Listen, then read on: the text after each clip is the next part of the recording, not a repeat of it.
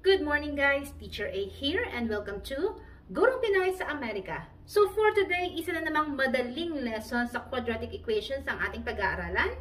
At ito ay ang finding the quadratic equation given the sum and product of the roots. So this time, kabaligtaran naman.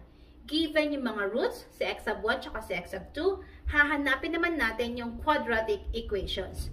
Actually, madali lang siya kasi meron na tayong pattern. Ito siya, which is x squared is equal to, x squared minus yung sum of the roots, and then ikakabit lang natin si x, plus yung product of the roots is equal to 0. So, ganun lang siya kasimple.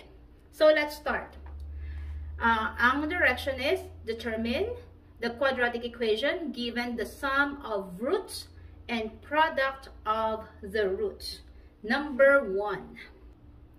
So, ang given natin ay sum of roots or x sub 1 plus x sub 2 is equal to negative 4. And then, yung product of roots naman ay negative 6. So, paano to?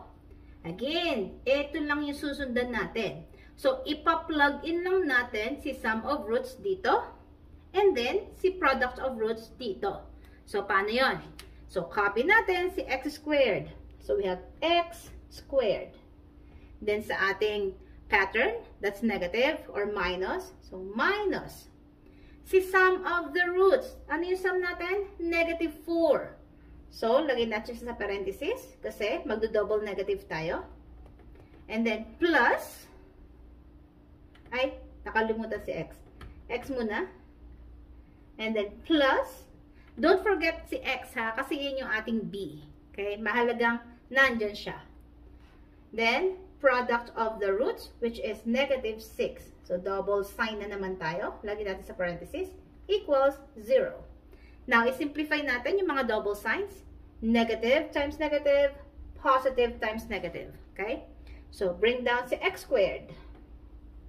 Negative times negative, magkaibang sign, magiging positive. So, magiging plus 4x siya.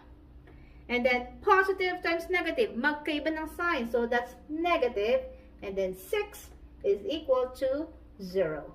So, therefore, ang ating quadratic equation ay x squared plus 4x minus 6 is equal to 0.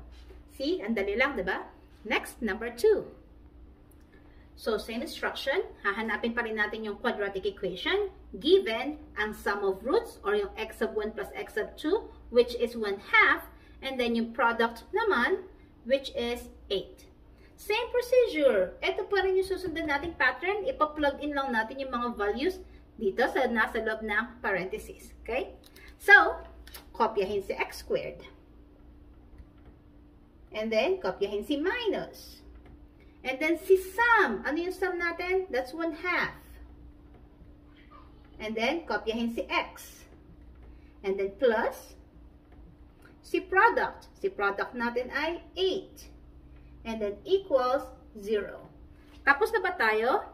Hindi pa. Actually, quadratic na siya, but then, meron tayong denominator. So, usually, pinapagawa ng mga teachers ay kailangan mga integers silang lahat. Walang denominator. So, paano natin aalisin yung ating denominator? So, ang gagawin is, i-multiply natin ang whole equation sa ating denominator, since nag-iisa lang naman siya, para ma-cancel out. Okay? So, ang given na denominator ay 2. I-multiply natin sa x squared minus 1/2 x plus 8. Same thing sa kabila. 0 times 2. Okay? So, using distributive property, i-multiply yung nasa labas sa bawat isang nasa loob. So, 2 times x squared ay, pagdugsungin lang sila, pagsamahin lang, that's 2x squared. Minus, 2 times 1 ay 2, divided by 2 is 1. Or simply, i-cancel out yung nasa ilalim. Kokopyahin mo lang yung nasa taas, which is 1x. Since 1 siya, in algebra, hindi na natin sinusulat yung numerical coefficient na 1. So, x na lang yun. Okay? Ito yun. And then, yung last, 2 times 8 ay 16. is equal to, of course, 0 times kahit na anong number, 0 pa din ang lalabas. So, therefore, ang ating quadratic equation ay 2x squared minus x plus 16 is equal to 0. Okay? Third example. Okay, number 3, same pa din. Kunin natin yung quadratic equation given yung sum na 2 ninths or 2 over 9 and yung product na negative 1/3. So, following yung ating pattern, yung pinaka-formula natin, which is, etong nasa taas, i-plug in yung sum, i-plug in yung product, and then, check natin kung may denominator. Then, simplify. So, kopyahin si x squared. And then, minus, kopyahin. Sum, ano si sum natin? 2 over 9. And then, kopyahin si x. And then, plus. Si product, ano yung product natin? Negative 1/3, double sign. And then, equals 0. There you go. So, simplify lang natin yung double sign. We have x squared minus 2 over 9x. Positive times negative, magkaiba ng sign. So, negative 1/3 is equal to 0. Final answer? Not yet. Kasi may denominators na naman tayo. And, magkaiba pa sila. So, parang kapag nagsusolve tayo ng fractions, kukunin natin yung LCD. Least Common Denominator. So, dito sa given natin, denominators are 9 and 3. So, ang ating LCD is 9. Okay? So, anong gagawin sa LCD? At saka dito sa ating equation, i-multiply. Okay? So, we have 9 times x squared minus 2 over 9x minus 1/3 is equal to 0 times 9. Distribute natin. 9 times x squared. Pagdugsungin lang, that's 9x squared. 9 times negative 2 over 9x. So, 9 times negative 2 is negative 18. Divided by 9 is negative 2. Or simply, since pareho sila, maka-cancel out na lang yung nasa ilalim. Kopyahin lang yung nasa taas. Then, x. And then, dito naman, sa last term, minus 9, i-multiply sa nasa taas, which is 1. 9 times 1 is 9. And then, divided by 3 is 3. Is equal to 0 times 9 ay 0. So, therefore, ang ating quadratic equation ay 9x squared minus 2x minus 3 is equal to 0. Ganun lang kasimple. So, move na tayo sa ating last example. So, number 4. Find the quadratic equation with roots of 4 and 3. So, this time, iba ang ating number 4. Kasi, given si x sub 1, which is 4, yung first root, and then yung second root, or si x sub 2 na 3. So, hindi given yung sum and product. Given mismo yung mga roots. So, paano natin kukunin yung quadratic equation? Hindi na natin kailangan mag-work backwards. So, ang gagawin lang natin is kunin lang natin yung sum. So, yung sum of roots,